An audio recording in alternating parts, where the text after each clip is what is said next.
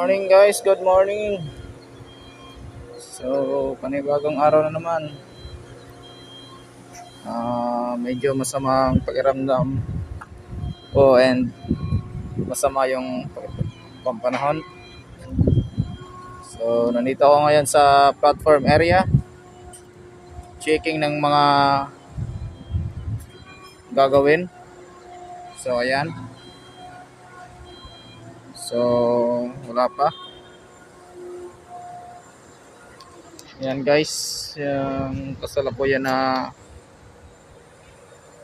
Palit Station.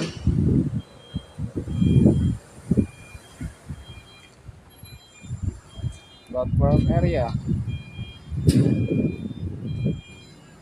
Ayan. Kabila.